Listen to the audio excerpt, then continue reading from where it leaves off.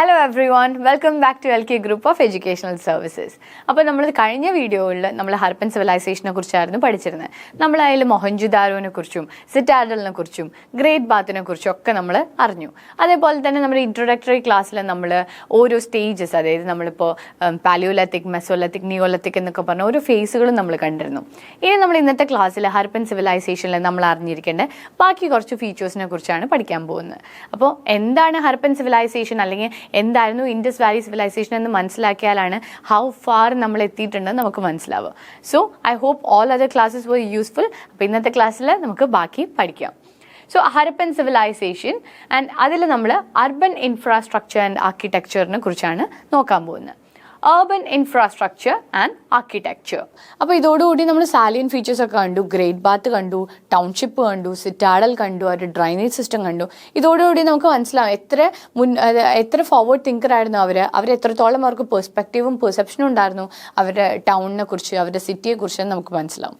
ഇനി നമുക്ക് അവരുടെ അർബൻ ഇൻഫ്രാസ്ട്രക്ചർ എന്തൊക്കെയായിരുന്നു, അതേപോലെ തന്നെ അവരുടെ ആർക്കിടെക്ചറിൽ നമ്മൾ എന്തൊക്കെ അറിഞ്ഞിരിക്കണം എന്നുള്ളത് നോക്കാം.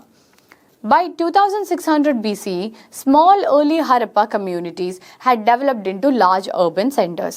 അപ്പോൾ 2600 BCE ആയപ്പോഴേക്കും കുഞ്ഞു റൂറൽ അല്ലെങ്കിൽ റൂറൽ കമ്മ്യൂണിറ്റീസിൽ നിന്ന് എന്ത് നമുക്ക് കാണാൻ പറ്റും, നമുക്ക് അത് ലാർജ് അർബൻ സിറ്റീസായി മാറുന്ന കാണാൻ പറ്റും. മുന്നേ ചെറിയ കമ്മ്യൂണിറ്റീസ് ആയിരുന്നു, ചെറിയ ഉൾഗ്രാമങ്ങളിലായിരുന്നു, അല്ലെങ്കിൽ കുറച്ചുകൂടെ അത്ര പുറത്തോട്ട് വരാത്ത ഒരു കമ്മ്യൂണിറ്റീസ് ആയിട്ട് നമുക്ക് ആദ്യം ഹരപ്പ കണ്ടിരുന്നത്. പക്ഷെ പിന്നീട് എന്തായി, അത് അർബൻ സിറ്റീസ് ആയിട്ട് മാറുന്നതും നല്ല ഡെവലപ്മെൻ്റ് ഉള്ളൊരു സിറ്റി ആയിട്ട് മാറുന്നതായിട്ടും നമുക്ക് കാണാൻ പറ്റും.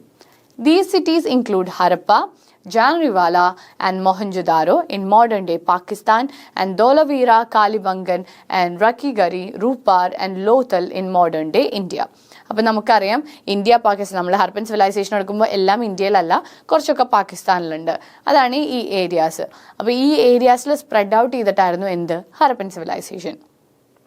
In total, more than 1052 cities and settlements have been found, mainly in the general region of the Indus River and its tributaries.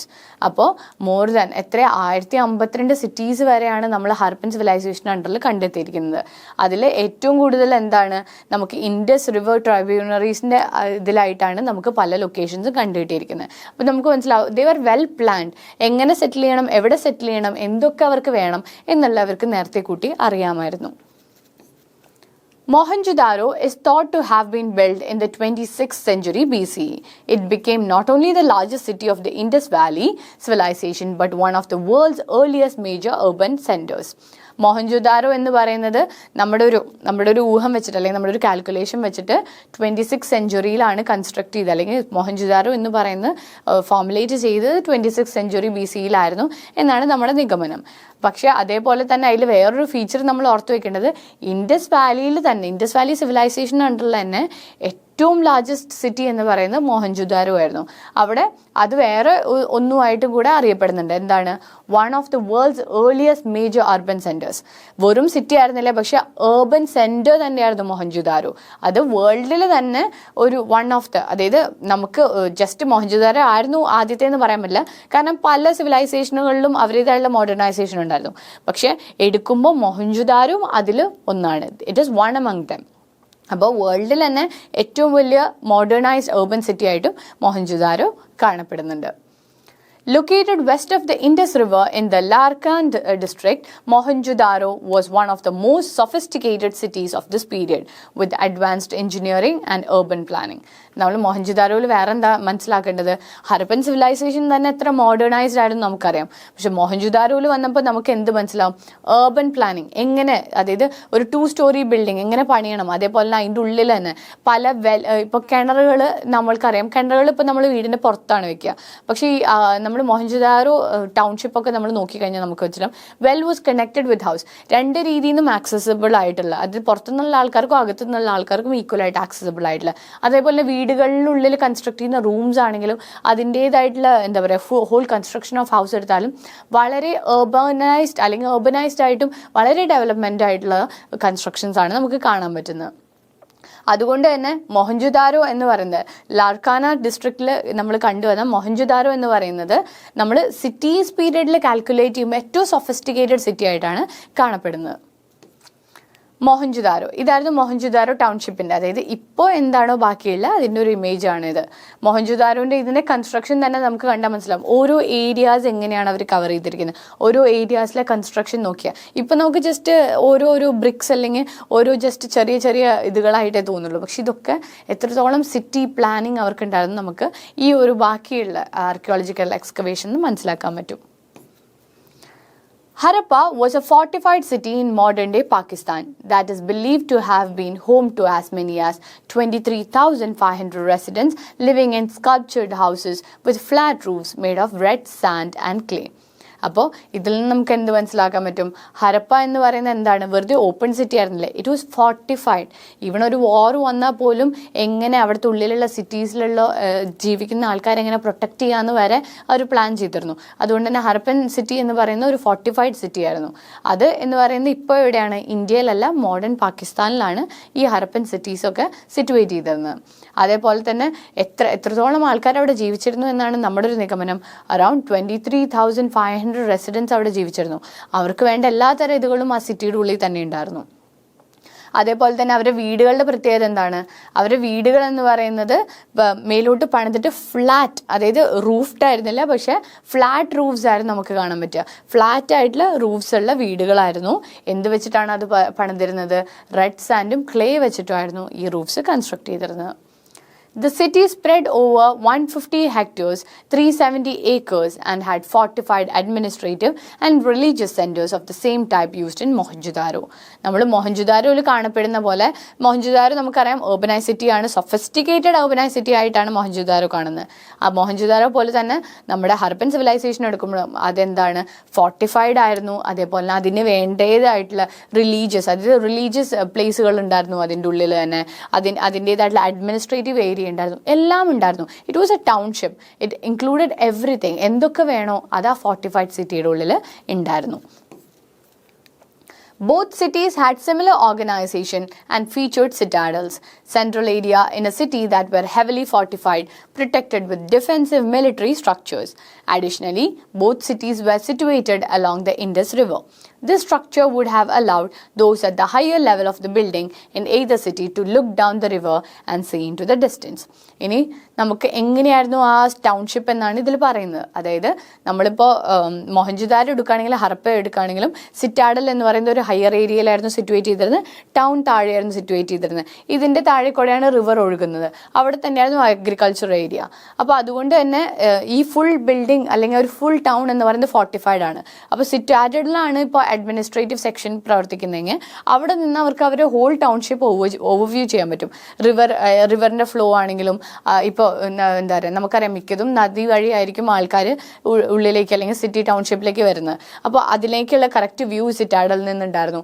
അതേപോലെ തന്നെ കംപ്ലീറ്റ് പ്രോപ്പർ ആയിട്ടുള്ള മിലിറ്ററി ഗൈഡൻസും അവർക്ക് കൊടുക്കാൻ പറ്റുമായിരുന്നു. കാരണം സിറ്റാഡലിൽ നിന്നുള്ള അഡ്മിനിസ്ട്രേറ്റീവ് ടീമിന് ടൗൺ ആയിക്കോട്ടെ റിവർ ആയിക്കോട്ടെ എല്ലാത്തിലേക്കും പ്രോപ്പർ ആക്സസ് ഉണ്ടായിരുന്നു.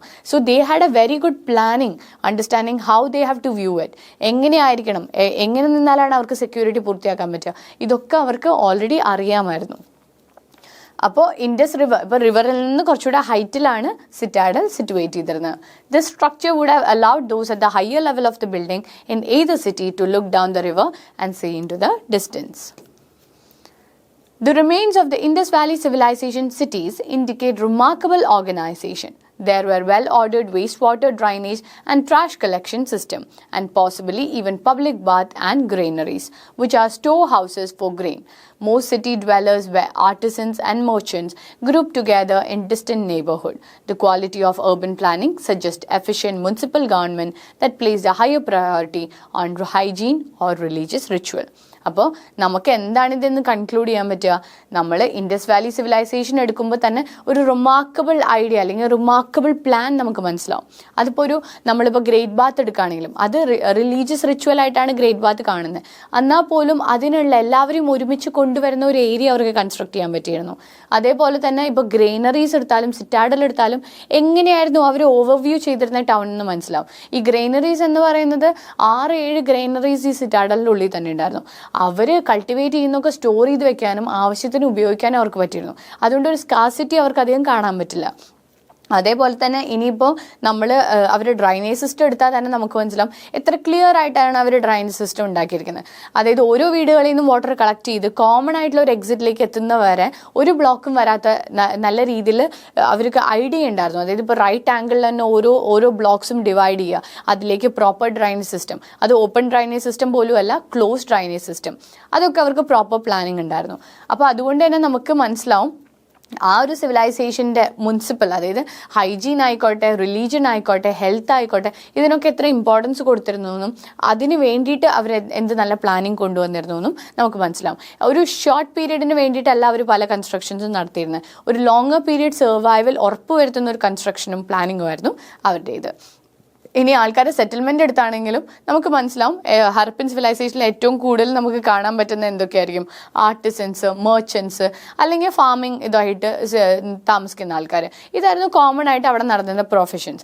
അതിൽ നമുക്ക് ഗ്രൂപ്പ്, അതായത് മിക്കതും ഒരേ പ്രൊഫഷനിലുള്ള അല്ലെങ്കിൽ ഒരേ ടൈപ്പ് ഓഫ് ജോലി ചെയ്യുന്ന ആൾക്കാരെ നമുക്ക് ഓരോ ഏരിയാസിലും നമുക്ക് കാണാൻ പറ്റും. അപ്പോൾ അതുകൊണ്ട് തന്നെ അവരുടെ ഇടയിൽ ഒരു കമ്മ്യൂണിറ്റി ഇതുണ്ടായിരുന്നു, ഹാർമണി ഉണ്ടായിരുന്നു. അങ്ങനെയായിരുന്നു നമുക്ക് ഇൻഡസ് വാലി സിവിലൈസേഷനിലെ ആൾക്കാരും ടൗണും അതേപോലെ അവരുടെ പ്ലാനിങ്ങും എന്താണെന്ന് മനസ്സിലാക്കാൻ പറ്റും. Harappans demonstrated advanced architecture with dockyards, granaries, warehouse, brick platform and protective walls. വേറെ എന്തൊക്കെ നമുക്ക് ഹരപ്പൻ സിവിലൈസേഷനിൽ കാണാൻ പറ്റും? അവരുടെ ആർക്കിടെക്ചർ, അവരുടെ ബ്രില്യൻസ് ഓഫ് ആർക്കിടെക്ചേഴ്സ് എന്തിലൊക്കെ കാണാൻ പറ്റും? അവർക്ക് ഡോക്യാർഡുകൾ ഉണ്ടായിരുന്നു. അതായത് റിവറിൽ നിന്ന് വരുന്ന ഓരോ ഇതിലേക്കും ഹോൾഡ് ബാക്ക് ചെയ്യാനുള്ള ഡോക്യാർഡ്സ് നമുക്ക് കാണാം. ഗ്രെയിനറീസ് ആണെങ്കിൽ അതായത് അവർ കളക്ട് ചെയ്യുന്ന അവരുടെ ഗ്രെയിൻസ് ഒക്കെ സ്റ്റോർ ചെയ്യാനുള്ള ഗ്രെയിനറീസ് ആയിക്കോട്ടെ, വെയർ ഹൗസുകൾ, വരുന്ന ഓരോ സാധനങ്ങൾ, അവർ മെർച്ചൻസ് ആയിരുന്നു. അപ്പോൾ അങ്ങോട്ടും ഇങ്ങോട്ടും സാധനങ്ങൾ കയറ്റി അയച്ചിരുന്നു. അതിന് സ്റ്റോർ ചെയ്യണ വെയർ ഹൗസ് ആയിക്കോട്ടെ, ഓരോ ബ്രിക്ക് പ്ലാറ്റ്ഫോംസ് നമുക്കറിയാം. ഗ്രേറ്റ് ബാത്ത് തൊട്ട് വീട് വരെ എങ്ങനെയായിരുന്നു കൺസ്ട്രക്ട് ചെയ്തിട്ട് നമുക്കറിയാം. ബ്രിക്ക് പ്ലാറ്റ്ഫോംസ് ആയിക്കോട്ടെ, അവർ ഫോർട്ടിഫിക്കേഷൻ, അവരുടെ ഹോൾ ടൗൺ ഫോർട്ടിഫൈ ചെയ്തിരിക്കുന്ന അല്ലെങ്കിൽ വാള് ബിൽഡ് ചെയ്തിരിക്കുന്ന ആയിക്കോട്ടെ, ഇതിൽ നിന്നൊക്കെ നമുക്ക് മനസ്സിലാവും എത്രത്തോളം അവർ ആ ടൗൺഷിപ്പിനെ മെയിൻറ്റെയിൻ ചെയ്യാനും അതിന് വേണ്ടിയിട്ട് അവർ എത്രത്തോളം ഐഡിയാസും എത്രത്തോളം ഇംപ്ലിമെൻറ്റേഷനും എത്രത്തോളം ടെക്നോളജീസും അവർ ആ ഒരു ഏർലി പീരീഡിൽ യൂസ് ചെയ്തിട്ടുണ്ടെന്ന് നമുക്ക് മനസ്സിലാവും. These massive walls likely protected the Harappans from flood and may have deterred military conflicts. അപ്പോൾ ഈ ഫോർട്ടിഫിക്കേഷൻ എന്തിനൊക്കെ ഉപയോഗിച്ചിട്ടുണ്ടാവും? നമുക്കറിയാം ഫ്ലഡ്, അതായത് റിവർ ഉള്ളതുകൊണ്ട് തന്നെ ഫ്ലഡിനുള്ള ചാൻസ് കൂടുതലോ. അപ്പോൾ സിറ്റീനെ ഫ്ലഡിൽ നിന്ന് പ്രൊട്ടക്ട് ചെയ്യാനും അതേപോലെ തന്നെ മിലിറ്ററി അറ്റാക്കിൽ നിന്നും പ്രൊട്ടക്ട് ചെയ്യാനും ഈ ഫോർട്ടിഫിക്കേഷൻ നല്ലോണം ഉപകാരപ്പെട്ടിരുന്നു. അതേപോലെ നല്ല സ്ട്രോങ് ഫോർട്ടിഫിക്കേഷനായിരുന്നു അവിടെ പണിതിരുന്നത്. Unlike Mesopotamia and ancient Egypt, the inhabitants of the Indus Valley civilization did not build large monumental structures.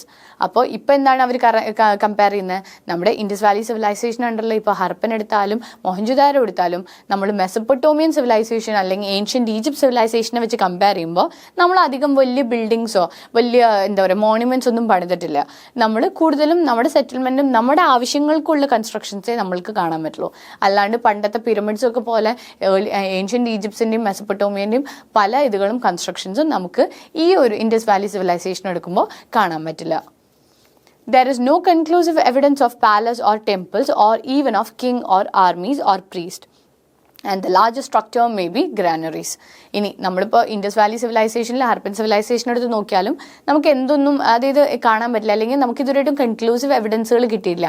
എന്തിനൊക്കെ അവിടെ ഒരു രാജ്യഭരണം ഉണ്ടായിരുന്നു എന്നോ, അല്ലെങ്കിൽ അവിടെ ഒരു രാജാവ് ഉണ്ടായിരുന്നു എന്നോ, അല്ലെങ്കിൽ അവിടെ ഒരു ആർമി ഉണ്ടായിരുന്നു എന്നോ, അവിടെ പ്രീസ്റ്റ് ഉണ്ടായിരുന്നു എന്നോ, അവിടെ റിലീജിയൻ ഇമ്പോർട്ടൻസ് കൊടുത്തിരുന്നു എന്നൊന്നും പറയാനുള്ള വലിയ എവിഡൻസുകളൊന്നും നമുക്ക് കിട്ടിയിട്ടില്ല. It was like commoners were protecting commoners, അത്രേ നമുക്ക് തോന്നുള്ളൂ. അതിനപ്പുറം നമുക്ക് അവിടെ ഒരു സിസ്റ്റം ഉണ്ടായിരുന്നു, ബ്യൂറോക്രാറ്റിക് സിസ്റ്റം ഉണ്ടായിരുന്നു, അവിടെ ഒരു രാജ്യഭരണം ഉണ്ടായിരുന്നു, അവിടെ എന്താ പറയുക ഇതുണ്ടായിരുന്നു എന്നും നമുക്ക് മനസ്സിലാവുന്നത്. ആൾക്കാർ അവരവരുടെ കാര്യങ്ങൾ നോക്കുന്നു, അവരവരെ ബാക്കിയുള്ളവരെ സഹായിക്കുന്നു.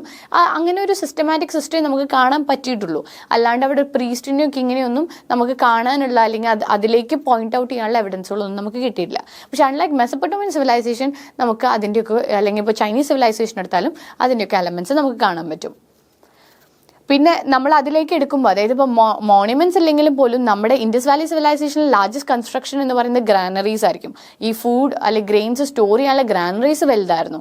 അതൊക്കെ നമ്മൾ നോക്കുമ്പോൾ ഒരു ലാർജസ്റ്റ് കൺസ്ട്രക്ഷൻ എന്നുള്ള രീതിയിൽ നമുക്ക് കാണാൻ പറ്റിയ ഗ്രാനറീസ് ആണ് ഇൻസ്റ്റെഡ് ഓഫ് മോണ്യുമെന്റ്സ്.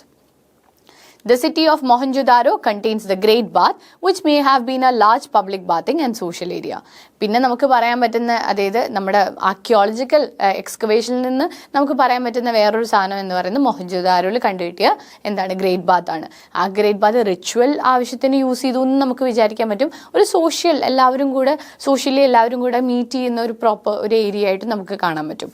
അതിന് ഒരു സ്പെസിഫിക് റീസണിങ് ഇതുവരെയായിട്ടും വന്നിട്ടില്ല. റിച്വലിസ്റ്റിക് അല്ലെങ്കിൽ റിലീജിയസ് ആസ്പെക്ട് അതിന് ഉണ്ടാവാം എന്ന് മാത്രമേ നമ്മൾ കൺക്ലൂഷനിലേക്ക് എത്തിയിട്ടുള്ളൂ. അപ്പോൾ ഇതാണ് ഹരപ്പൻ സിവിലൈസേഷനെ കുറിച്ച്. നമുക്ക് ടൗൺ പ്ലാനിങ്ങും അതേപോലെ ഒരു basic idea about Harappan civilisation നിങ്ങൾക്ക് കിട്ടിയെന്ന് ഞാൻ വിചാരിക്കുന്നു. So I hope you understood today's class. So prepare well and all the best. Thank U.